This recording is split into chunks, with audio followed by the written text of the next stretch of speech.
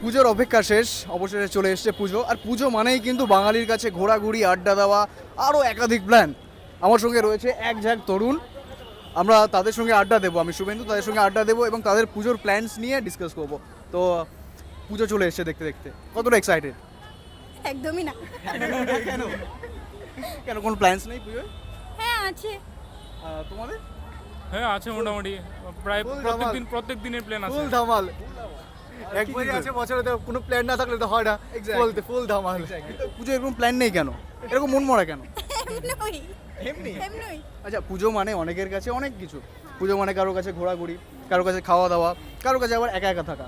আপনার কাছে পুজো মানে কি? আমরা কাছে সবাই মিলে এনজয় করুন। সবাই মিলে এনজয় হ্যাঁ। আচ্ছা, বন্ধুদের সঙ্গে ঘোরাঘুরি বেশি প্রেফার করেন নাকি ফ্যামিলির সঙ্গে? দুন দুটোটাই 50-50। 50-50। আমি 50-50 ফ্যামিলির সঙ্গে। তার আগে যাবো, হ্যাঁ। তোমার কাছে পুজো মানে কি?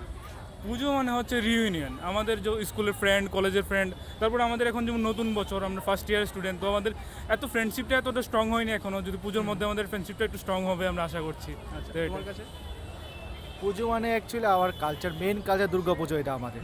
তো এটার মানে হলো মানে আমার এনজয় করা, সব কিছু ঘোরাঘুরি, খাওয়া দাওয়া, হই হাঁটা, এটা আমার পুজো মানে ঘোরাঘুরি এটাই। পুজোয় কোনটা বেশি প্রেফারেবল, বন্ধুদের সঙ্গে একদম চুটিয়ে আড্ডা দেওয়া নাকি ফ্যামিলির সঙ্গে ঘোরা? ফ্যামিলির জন্য টাইম রাখছি, ফ্রেন্ডদের জন্য টাইম রাখছি, দুটোই আছে।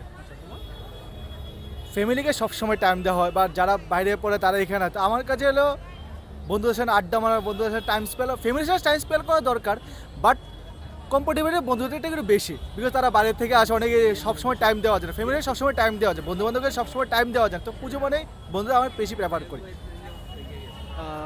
তুমি একটু পরে জয়েন করলে আমাদের, তো বেসিক্যালি আমি ওদেরকে যেটা জিজ্ঞেস করছিলাম, পুজো মানে এক একজনের কাছে এক এক রকম জিনিস। যেমন কারোর কাছে ঘোরাঘুরি, কারোর কাছে আড্ডা দেওয়া বন্ধুদের সঙ্গে, কারোর কাছে খাওয়া দাওয়া, আবার কারোর কাছে একা একা কাটিয়ে দেওয়া পুজোটা। তো তোমার কাছে কি পুজো মানে? তা আমার কাছে হলো সবার সঙ্গে ঘোরাঘুরি করা, নতুন নতুন জায়গা দেখা, নতুন নতুন মানুষ দেখা, কথাবার্তা বলা। অ্যাকচুয়ালি আমরা সবাই ইউনিভার্সিটির স্টুডেন্ট, ঠিক আছে? কিছুদিন আগে 1 মাস হয়েছে মাত্র আমরা মানে বই টিউশন হয়েছি। সবাই নতুন, আমাদের মানে বেশি চেনা পরিচিত বেশি একটা নেই, ঠিক আছে? তো এই পূজার মাধ্যমে কী হচ্ছে, আমরা নিজের ফ্রেন্ডশিপটাও বাড়ছে, ফ্রেন্ডশিপটা স্ট্রং হচ্ছে।